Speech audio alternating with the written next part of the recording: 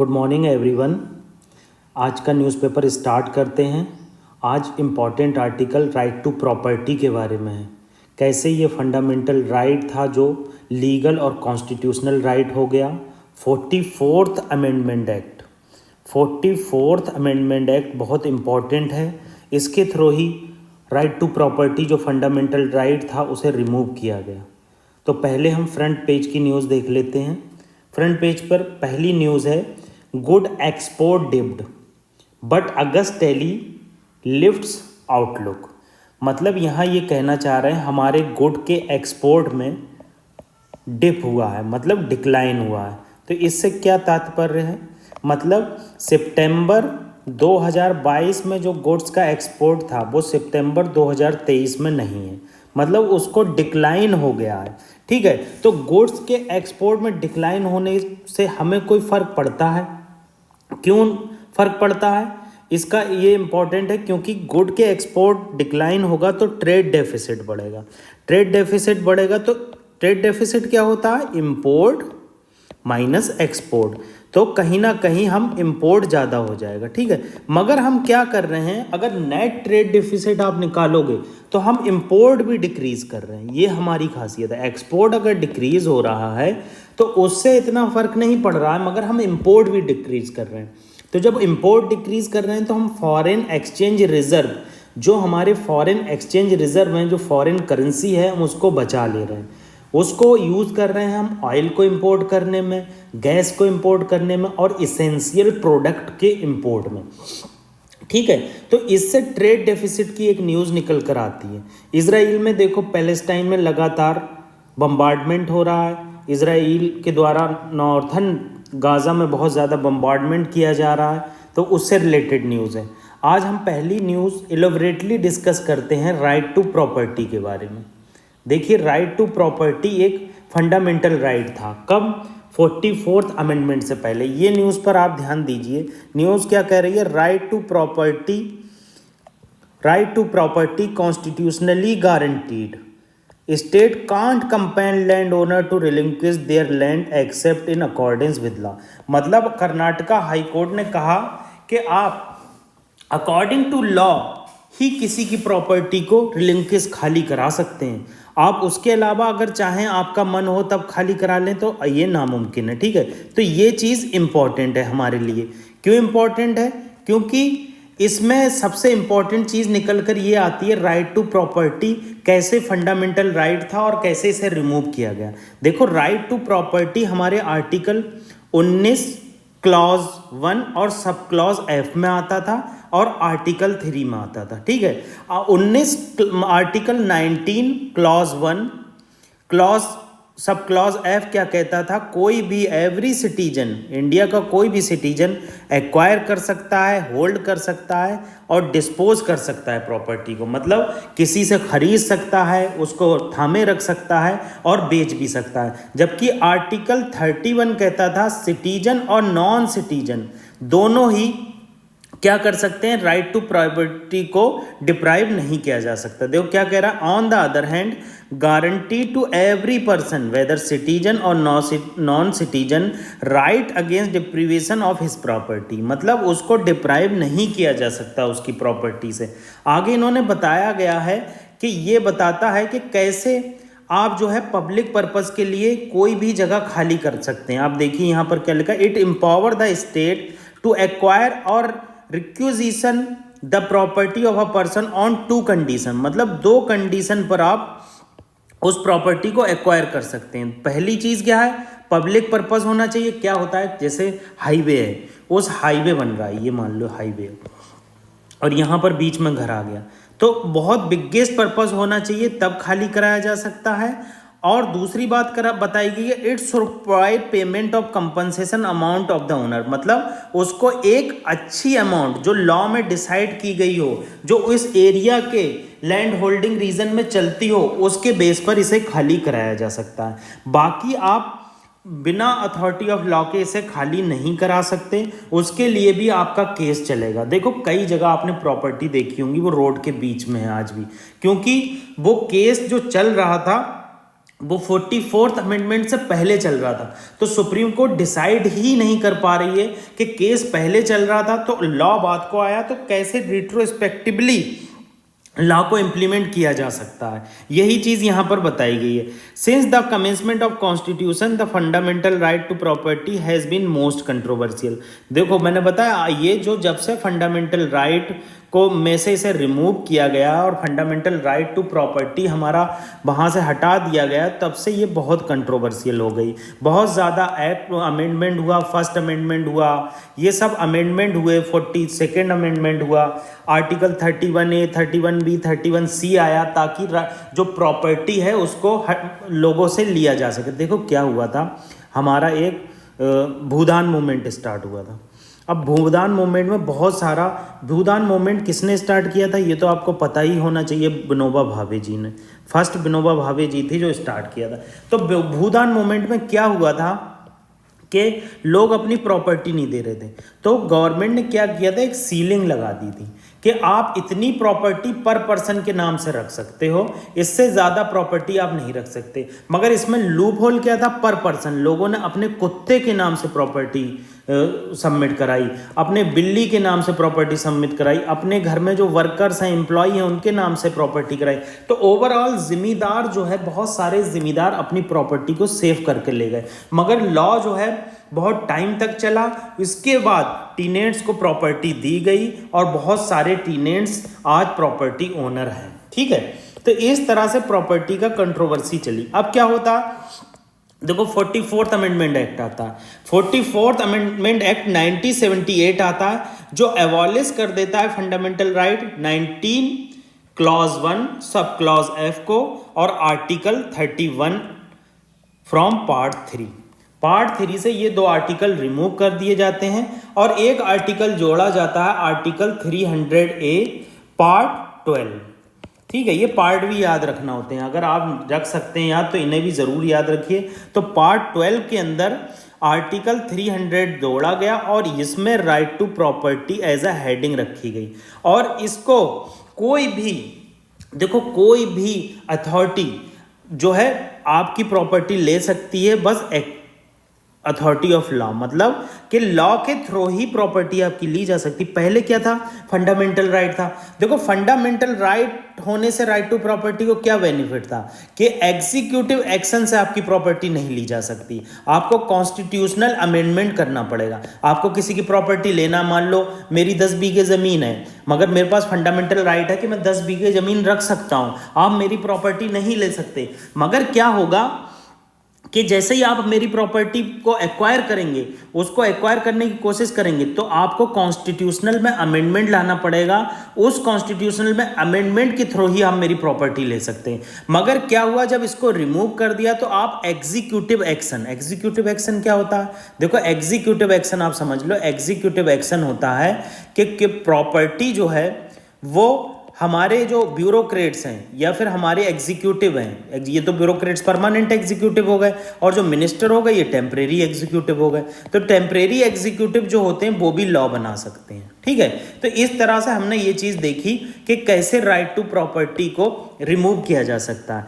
अब आगे चल के ये लीगल राइट हो गया और एक कॉन्स्टिट्यूशनल राइट हो गया, फंडामेंटल राइट नहीं हो गया।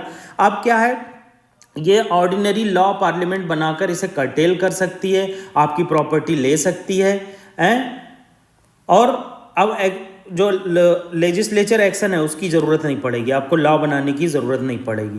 अब जब आपका वायलेशन होगा राइट टू प्रॉपर्टी का तो आप डायरेक्ट सुप्रीम कोर्ट में नहीं जा सकते, क्योंकि सुप्रीम कोर्ट में रिट के थ्रू हम डायरेक्ट जा सकते थे ना जब फंडामेंटल राइट हमारे वायलेट होते। मगर जब ये लीगल राइट हो गया तो आप डायरेक्ट नहीं जा सकते, आप हाई कोर्ट भी नहीं जा सकते, पहले लोअर कोर्ट जाएंगे, वहाँ इंक्वायरी करेंगे, लोअर कोर्ट के खिलाफ आपका वर्डिक्ट आ गई तो आप हायर कोर्ट जाएंगे। ठीक है, तो इस तरह से ये होता है। अब क्या आगे बताया गया, no guarantee right to compensate in case of acquisition and requisition of private property by state. देखो ये कितना इंपॉर्टेंट पॉइंट है।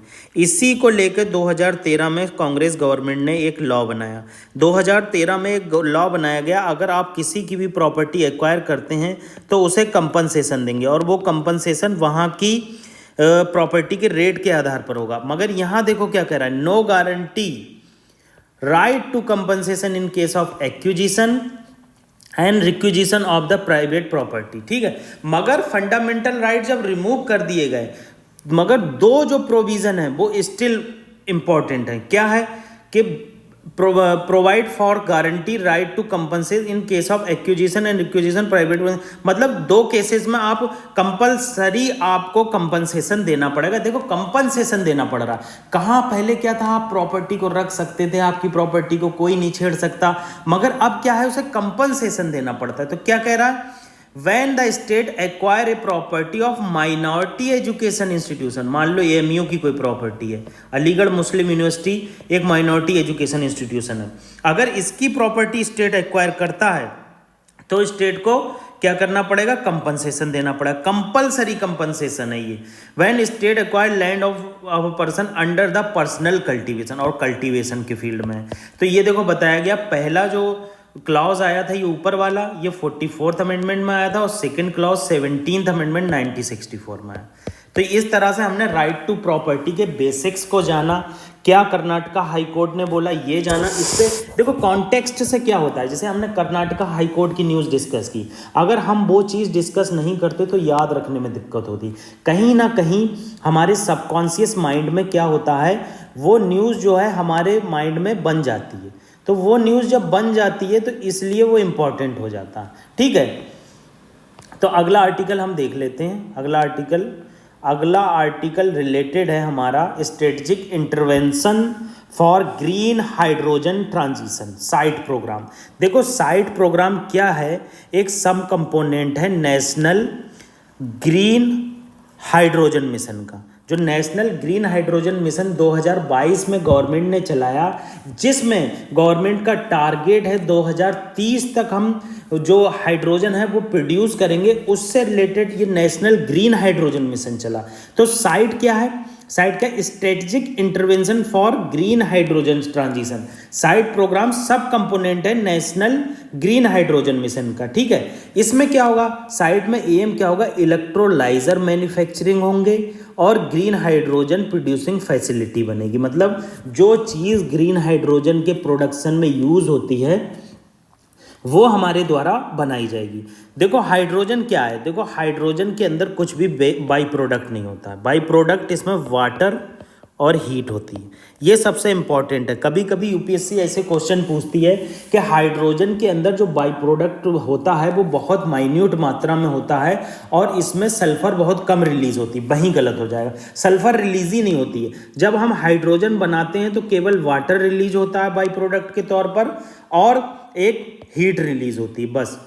ठीक है, और ये हेल्प करती है इलेक्ट्रोलाइजर से सॉरी, इलेक्ट्रोलाइजर क्या होता है, देखो इलेक्ट्रोलिसिस एक प्रोसेस होती है जो इलेक्ट्रिसिटी को यूज़ करके वाटर को स्प्लिट कर देती है और ये हाइड्रोजन और ऑक्सीजन बनाती है। हाइड्रोजन के कंपोनेंट अलग हो जाएंगे और ऑक्सीजन के कंपोनेंट अलग हो जाएंगे। जब हाइड्रोजन अलग हो जाएगी तो हम उसका इलेक्ट्रिसिटी में बहुत ज़्यादा यूज़ कर सकते हैं। मगर आप यहाँ पर एक चीज़ समझ लीजिए, ये जो न्यूज़ आई है ये थोड़ा कंप्लीट न्यूज़ नहीं है। देखो ब्राउन एक हाइड्रोजन होता है, ब्राउन हाइड्रोजन, एक होता है ग्रीन हाइड्रोजन। ब्राउन हाइड्रोजन क्या होता है कि आप कोई भी चीज़ नेचुरल रिसोर्सेज का लॉस कर रहे हैं और एक हाइड्रोजन बना रहे हैं और हाइड्रोजन का यूज़ करके आप इलेक्ट्रिसिटी बना रहे हैं। ग्रीन हाइड्रोजन क्या होता है, आप सस्टेनेबल प्रोडक्ट यूज़ कर रहे हैं, रिन्यूएबल एनर्जी यूज़ कर रहे हैं, मान लो सोलर पैनल यूज़, इसका यूज़ करके आप हाइड्रोजन बना रहे हैं और हाइड्रोजन का यूज़ करके इलेक्ट्रिसिटी बना रहे हैं। तो ये ग्रीन हाइड्रोजन और ब्राउन हाइड्रोजन में ये डिफरेंस था। ठीक है, अब क्या बताया, in general पैम proton exchange membrane is used for electrolysis. देखो जब भी कोई आप इलेक्ट्रोलिसिस की प्रोसेस होती है, मान लो ये वाटर है तो यहाँ पर हम इलेक्ट्रोलाइजर लगा देते हैं, तो क्या होगा, जब वाटर को अलग करेगा तो प्रोटॉन एक्सचेंज होगा। तो वही चीज़ यहाँ पर बताई गई है। तो ये हमारे लिए बहुत ज़्यादा इंपॉर्टेंट है, इससे रिसर्च एंड डेवलपमेंट में बढ़ावा मिलेगा और रैपिड टेक्नोलॉजी में रैपिड स्केल अप होगा। अब आप देख लो नेशनल ग्रीन हाइड्रोजन मिशन क्या है। National green hydrogen mission launch किया गया था 2022 में। ठीक है, 2022 में गवर्नमेंट ऑफ इंडिया ने अंडर डीकार्बनाइजेशन स्ट्रेटजी, मतलब हमारी एक स्ट्रेटजी है, हमें नेट जीरो एमिशन प्रोड्यूस करना है 2050 तक। ठीक है, तो ये जो इसके अंदर कंपोनेंट जो बनाए गए हैं, जैसे ये देखो बनाया गया एक कंपोनेंट हमने अभी पढ़ा साइट के बारे में। दूसरा कंपोनेंट क्या है, strategic hydrogen innovation partnership. Static hydrogen innovation partnership क्या है कि रिसर्च और डेवलपमेंट में पब्लिक प्राइवेट पार्टनरशिप होगी। पब्लिक प्राइवेट पार्टनरशिप क्या होती है कि इसमें ये होता है कि प्राइवेट का शेयर आ जाता है तो गवर्नमेंट पे बर्डन कम हो जाता है, ठीक है। अब इसमें हम लोगों का एम क्या है नेशनल हाइड्रोजन मिशन का, 10 मिलियन टन जो है हमें हाइड्रोजन, ग्रीन हाइड्रोजन प्रोड्यूस करनी। देखो ग्रीन हाइड्रोजन वर्ड यूज हुआ है, ग्रीन हाइड्रोजन प्रोड्यूस करनी है 2030 तक, ठीक है। इसके बाद हम लीडिंग प्रोड्यूसर हो जाएंगे और इससे एम्प्लॉयमेंट भी बढ़ेगा, इकोनॉमिक डेवलपमेंट भी आएगा और रिसर्च एंड डेवलपमेंट में सपोर्ट करेगी। तो हमने यहाँ पर नेशनल ग्रीन हाइड्रोजन मिशन के बारे में जाना जो 2022 में लॉन्च हुआ था। इसका मेन एम था हमारी डीकार्बनाइजेशन स्ट्रेटजी को बढ़ावा देना, सस्टेनेबल डेवलपमेंट अचीव करना, ये सब चीज़ें हमने यहाँ पर देखी। अगला आर्टिकल जोहा राइस के बारे में। देखो जोहा राइस जो है, जिसे शायद जौहर राइस भी कहते हैं, जोहा राइस को जीआई टैग मिला है जो आसाम का है। जोहा राइस की एक खासियत है, इसमें क्या होता है अनसैचुरेटेड फैटी एसिड होता है। देखो एक लिनोलिक एसिड होता है ओमेगा 6 और लिनोलेनिक होता है ओमेगा 6। आप इतना याद रखिए जोहा राइस में अनसैचुरेटेड फैटी एसिड होता है। अनसैचुरेटेड फैटी एसिड क्या होता है कि ये जो होता है हमारी बॉडी के लिए अच्छा होता है, जबकि सैचुरेटेड फैटी एसिड क्या होता है वो हमारी बॉडी के लिए अच्छा नहीं होता। अब क्या आगे बताया गया, जोहा राइस मोर बैलेंस रेशियो, मतलब इसमें ओमेगा 6 और ओमेगा 3 का बहुत बैलेंस होता है। दूसरी बात बताई गई है ये विंटर पैडी होता है, ठीक है, इसमें बहुत अच्छी खुशबू और टेस्ट होता है। ये सब यूपीएससी पूछता है, आप क्या सोच रहे हैं, आपसे ये सब नहीं पूछेगा अरे खुशबू कैसी होती है। यूपीएससी कुछ भी डाल सकता है, आप ये मत सोचिए कि यूपीएससी कुछ नहीं पूछेगा। आपको ये नोट करना चाहिए शॉर्ट फॉर्म में कि एरोमा और टेस्ट जो सिग्निफिकेंट होता है, वेरी लो यील्ड होती है इसकी, ठीक है, और ब्लड प्रेशर के जो ब्लड ग्लूकोज है उसको कम करता है, डायबिटीज़ कम करता है, ठीक है, एंटीऑक्सीडेंट होते हैं इसमें। ये सब चीज़ें इंपॉर्टेंट है। हमें सबसे इंपॉर्टेंट चीज़ यहाँ पर ये याद रखना थी, जोहा राइस को जीआई टैग मिला है, कहाँ का है और कैसी खुशबू होती है, क्या ये विंटर में होता है, ये सब चीज़ें, ठीक है। अगला आर्टिकल देख लेते हैं। अगला आर्टिकल सूडान से रिलेटेड। देखो सूडान में वायलेंस की वजह से और डिजीज़ की वजह से और मल न्यूट्रिशन की वजह से बहुत ज़्यादा मौतें हो गई, 1200 लोगों के करीब लोग मारे गए, ठीक है। तो सूडान में जो ये प्रॉब्लम आई है तो इससे रिलेटेड सूडान का मैप बहुत ज़्यादा इंपॉर्टेंट है। फर्स्ट ऑफ ऑल मेरी आपसे रिक्वेस्ट है कि आप एटलस में सूडान का वर्ल्ड मैप देखिए, वर्ल्ड मैप में सूडान कहाँ पर है। दूसरी बात देखिए कि नाइल रिवर, देखो एक है वाइट नाइल और एक है ब्लू नाइल। ब्लू नाइल निकलती है एडिडास अदाबा इथोपिया से, ठीक है, और जबकि वाइट नाइल युगांडा के नीचे से होती हुई आती है, ठीक है। दूसरी चीज़ सूडान क्या है, इसके अंदर साउथ सूडान आता है। देखो पहले साउथ सूडान जो है सूडान का ही पार्ट था मगर ये अलग हो गया। अब हम बॉर्डर देख लेते हैं सूडान का किस किस से मिलता है। नॉर्थ में देखो इजिप्ट से मिलता है और नॉर्थ वेस्ट में लीबिया से मिलता है, वेस्ट में छठ से मिलता है, साउथ वेस्ट में सेंट्रल अफ्रीकन रिपब्लिकन से मिलता है, साउथ में साउथ सूडान से मिलता है और साउथ ईस्ट में इथोपिया से मिलता है और ईस्ट में एटिया से मिलता है। एटिया बहुत इंपॉर्टेंट है, अक्सर यहाँ पर कन्फ्लिक्ट होते रहते हैं। आप एटिया का नाम डालेंगे और न्यूज़ डालेंगे तो एटिया से रिलेटेड कन्फ्लिक्ट ज़रूर आएंगे, ठीक है, और रेड सी से इसका बॉर्डर मिलता है। तो ये इंपॉर्टेंट चीज़ है कि आप कोई भी कंट्री आ रही है उसका न्यूज़ बहुत ज़्यादा आ रही है तो आपको उसे नोट करना चाहिए। अगला आर्टिकल मीजल एंड रूबेला के बारे में। देखो आपने वो सुनी होगी, अक्सर लोकल लैंग्वेज में बोलते हैं कि माँ निकल आई है, माएँ निकल आई हैं, माताएं निकल आई हैं। लोग उसका नाम भी नहीं लेते हैं। कितना भयानक चीज़ है मीजल और रूबेला कि उसका नाम भी लोगों के द्वारा नहीं लिया जाता, जिसे हिंदी में खसरा कहते हैं, ठीक है। तो ये जो मीजल और रूबेला है, ये मीजल जिसमें से इम्पॉर्टेंट है, मीजल क्यों इम्पॉर्टेंट है, ये हाईली कंटेजियस होती है। हाईली कंटेजियस का क्या मतलब है, ये बहुत जल्दी ट्रांसमिट हो जाती है और बहुत इन्फेक्शन लेवल बहुत हाई होता है। तो हाईली कंटेजियस वायरल डिजीज़ होती है और ये मोस्टली यंग को होता है, ठीक है। ये बच्चों को देखने को आप मिलेगा। ये आरएनए वायरस से होती है और इसकी फैमिली होती है परम जोविर्दे फैमिली, ठीक है। ये फैमिली का नाम याद नहीं रखेंगे कोई बात नहीं है, मगर आपको पता होना चाहिए ये आरएनए वायरस होता है। आजकल यूपीएससी बहुत स्पेसिफिक हो गई है, तो कभी कभी पूछती है ये डीएनए वायरस होता है, आरएनए वायरस होता, तो ये आरएनए वायरस होता है, ठीक है। और ये पर्टिकुलरली डेंजरस होती है चिल्ड्रन के लिए बहुत ज़्यादा डेंजरस होती चिल्ड्रन के लिए बहुत ज़्यादा डेंजरस होती है। ये अटैक करती है मोनली इकोनॉमिकली वीकर सेक्शन को। अब ये इनडायरेक्ट क्वेश्चन है, ऐसे यूपीएससी को क्वेश्चन बहुत ज़्यादा पसंद होते हैं। कैसे इनडायरेक्ट क्वेश्चन है? इकोनॉमिकली वीकर सेक्शन को क्यों अटैक करती है? देखो, इकोनॉमिकली वीकर सेक्शन का क्या होता है, वो मल नरिश्ड होते हैं, खाना सही से नहीं मिलता है, तो अटैक किया जाता है, और इम्यूनिटी लो होती है तो ईजिली अटैक किया जा सकता है। इसमें जो सीरियस कॉम्प्लिकेशन होते हैं, इसमें ब्लाइंडनेस हो जाती है। देखो कितना सीरियस कॉम्प्लिकेशन, इंसेफ्लाइटिस हो जाती है, सीवियर डायरिया हो जाती है, ईयर इन्फेक्शन हो जाता है और निमोनिया हो जाता है। इंसेफ्लाइटिस क्या होती है? माइंड में आपके सूजन आ जाती है, माइंड आपका अच्छे से वर्क नहीं करता है, आपको चक्कर आने लगते हैं। दैट्स ऑल अबाउट इंसेफ्लाइटिस, ठीक है। अगला जो पॉइंट है इसमें रुबेला से रिलेटेड। रुबेला को जर्मन मीजल भी कहा जाता है। देखो ये जर्मन मीजल, ठीक है, जर्मन मीजल कहा जाता है। ये माइल्ड होता है, मतलब अगर आप इसे मीजल से डिस्कस करेंगे तो ये रुबेला को अगर मीजल से डिस्कस करेंगे तो ये माइल्ड होता है, और ये चिल्ड्रन और यंग एडल्ट में होता है। देखो मीजल्स यंग एडल्ट में इसने नहीं बोला, जबकि जो रुबेला होता है वो यंग एडल्ट में भी होता है। मुझे भी एक बार ये मीजल या रुबेला हुआ था, हर किसी को बताते हैं एक बार लाइफ में होता है। अब पता नहीं ये बात सच है या नहीं, मैं ये नहीं बता सकता। ये भी देखो एक वायरस डिजीज़ है, सिंगल स्ट्रैंडेड आरएनए वायरस होता है। ये इंपॉर्टेंट है, आपको इंपॉर्टेंट लिख दे रहा हूँ, जो चीज़ आप नोट करना, ठीक है।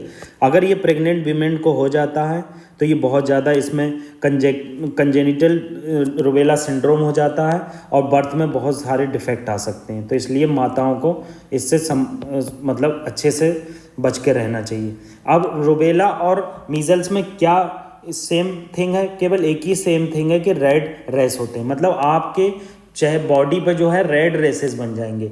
जबकि रुबेला जो है वो डिफरेंट होता है मीजल से, क्योंकि ये हाईली इन्फेक्शियस नहीं होता और सीवियर नहीं होता है एज मीजल्स बहुत ज़्यादा सीवियर होती है, मैंने आपको पहले भी बताया। अब इंडिया का गोल था 2023 तक मीजल्स और रुबेला को रिमूव करने का, मगर उसके बाद इसकी कोई भी न्यूज़ नहीं है। आगे अगर न्यूज़ आएगी तो हम बताएंगे। वर्ल्ड में हर साल 1 लाख लोग रुबेला और मिजेला से मर जाते हैं। वर्ल्ड हेल्थ ऑर्गेनाइजेशन ने इसकी वैक्सीन भी निकाली है। आपको ये पता होना चाहिए, मीजल और रुबेला की वैक्सीन है जो हम बचपन में लगाते हैं। आपके बॉडी पर एक निशान होगा, उस निशान में क्या होगा कि वो आपके वैक्सीन लगी होगी। उस वैक्सीन का क्या सीन होता है, आजकल तो वो निशान भी नहीं आता है। पुराने लोगों की जो वैक्सीन लगती थी तो बॉडी पर एक निशान आ जाता था, उसको कहते थे ये वैक्सीन का निशान है, ठीक है। अब वो निशान शायद नहीं आता, तो वैक्सीन जो लगती है वो बचपन में लगती है। मिशन इंद्रधनुष जो 2014 में लॉन्च किया गया था, उसमें भी हमने इसमें वैक्सीनेशन प्रोवाइड की थी। इसमें हमारा टारगेट था कि हम नेशनल स्ट्रेटजी बनाई थी मीजल और रुबेला को रिमूव करने के लिए 2017 से 21 तक, ठीक है।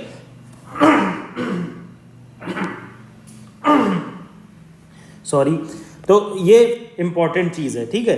रुबेला कंटेजिनियस वैक्सीन, मतलब वैक्सीन का नाम क्या है ये देख लो, RCV, ये आप याद रखना, शॉर्ट फॉर्म याद रखना, रुबेला कंटेनिंग वैक्सीन, ठीक है। ये चीज़ है। अब ये चीज़ इंपॉर्टेंट है, 2021 में क्या किया गया, 5 ऐसी कंट्री थी जिन्हें मीजल एलिमिनेशन फ्री, मतलब मीजल फ्री करार दे दिया गया। जैसे हमारी पड़ोसी कंट्री भूटान, कोरिया, मालदीव, श्रीलंका, तैमूर लिस्ते। जबकि मालदीव और श्रीलंका का जो क्या कहते हैं रुबेला एलिमिनेशन था स्टेटस, वो अभी 2021 तक बरकरार था। 2021 तक, 2-3 साल पहले तक बरकरार था। अभी इंडिया को स्टेटस इसका नहीं मिला है। आप मुझे सर्च करके मारना कि इंडिया को क्या मीजल फ्री करार दे दिया गया है WHO के द्वारा। देखो, कोई भी डिजीज़ होती है, अगर वो 3 साल तक किसी कंट्री में नहीं होती है, तभी WHO के द्वारा उसे मीजल फ्री या डिजीज़ फ्री करार दिया जाता है। ये इंपॉर्टेंट है, इसको नोट कर लेना। अब मिशन इंद्रधनुष का एक क्वेश्चन देख लेते हैं, क्या कह रहा है। Mission Indradhanush launch by government of India pertaining to, a option दिया immunization of children and pregnant women, construction of smart city, ये तो गलत ही है। India's own research on earth planet, ये भी गलत है। न्यू एजुकेशन वाली ये गलत, पहला सही है, immunisation of children and pregnant women, ठीक है। 2016 में देखो आया हुआ क्वेश्चन, कितना इजी क्वेश्चन है। कभी इजी पूछता है यूपीएससी, कभी बहुत हार्ड पूछता है।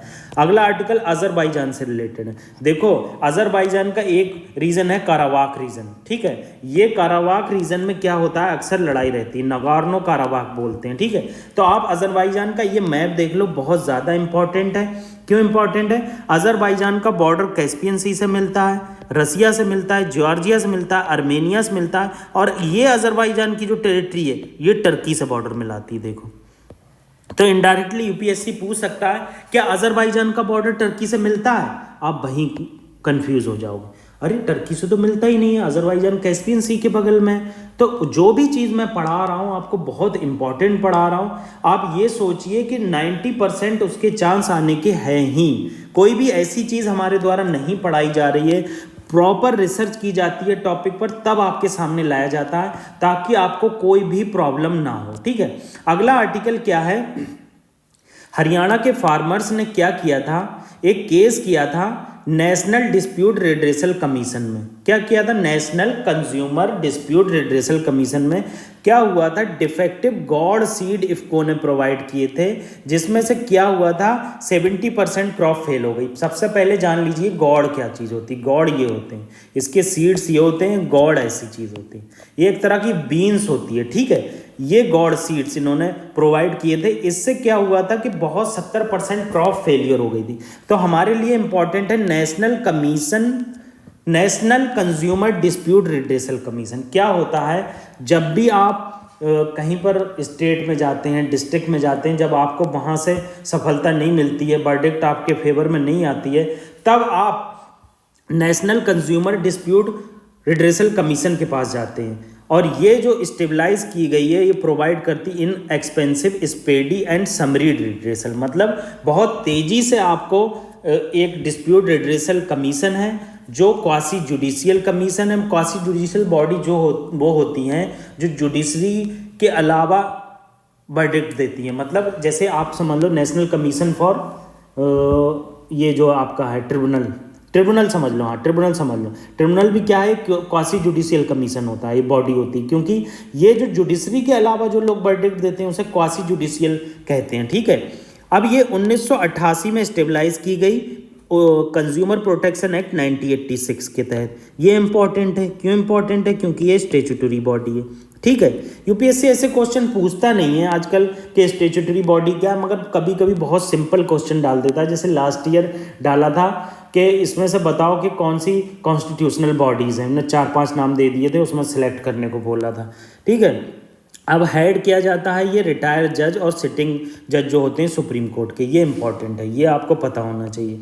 दूसरी बात क्या बताई गई है कि ये consumer protection provide that national commission, मतलब सेक्शन 21 जो है कंज्यूमर प्रोटेक्शन एक्ट 1986 का, ये प्रोवाइड करता है नेशनल कंज्यूमर रिड्रेसल कमीशन, ठीक है। और जो ये इंटरटेन करता है, मतलब कोई भी पिटीशन है या फिर कोई भी याचिका हम डालते हैं वो मोर देन 1 करोड़ होना चाहिए। मतलब आप इसमें अपील मोर देन 1 करोड़ की कर सकते हैं, ठीक है। जैसे आपको फार्मर्स को नुकसान हुआ, सारे फार्मर्स गए, इन्होंने कहा हमारे पास करोड़ों का नुकसान हो गया, एक लॉयर किया इन्होंने, लॉयर ने कहा 10 करोड़ का नुकसान हुआ, तो मोर देन 1 करोड़ की ये इंटरटेन करता है, ठीक है। ऑर्डर ऑफ सुप्रीम कोर्ट, मतलब अगर आप इससे सेटिस्फाई नहीं हैं consumer national consumer dispute redressal commission से अगर आप सेटिस्फाई नहीं है तो आप सुप्रीम कोर्ट जा सकते हैं, मगर ये विद इन 30 डेज, ये इंपॉर्टेंट है। ये टाइम लिमिट क्यों रखी जाती है, आप मुझे कमेंट बॉक्स में बताइए। कि अक्सर आप देखते हैं कि नेशनल मतलब एनजीटी है, एनजीटी ने कहा कि आपको अगर स्टेट से फैसला सही नहीं आया तो एक टाइम लिमिट के अंदर आपको आना ही होगा। ऐसा क्यों किया जाता है, आप कमेंट बॉक्स में बताइए मुझे, ठीक है। दूसरी चीज़ क्या है, ये अगली इंपॉर्टेंट चीज़ क्या है कि ये जो है गुड्स और सर्विसेज दोनों में एप्लीकेबल होता है ये एक्ट, ठीक है। और ये देखो एपिलेट अथॉरिटी है, मतलब एपिलेट अथॉरिटी का डिस्ट्रिक्ट फोरम से आपको सपोर्ट नहीं मिला, स्टेट कमीशन से आपको सपोर्ट नहीं मिला, तब आप नेशनल कमीशन के पास आ सकते हैं, वही बात बताई। तो आज हमने बहुत इंपॉर्टेंट आर्टिकल डिस्कस किए, हमने नगार्नो काराबाख के बारे में जाना, हमने जाना क्यों सूडान में इतना क्राइसिस आ रहा है, ठीक है। हमने राइट टू प्रॉपर्टी को डिस्कस किया। अगर कोई भी प्रॉब्लम है तो आप हमारे टेलीग्राम चैनल से हमसे डायरेक्ट संपर्क कर सकते हैं। आपको कोई भी गाइडेंस चाहिए, आपको पढ़ने में कोई प्रॉब्लम आ रही है, हम ऑलवेज़ आपके लिए अवेलेबल हैं। बस एक मैसेज डालने की ज़रूरत है। Thank you very much.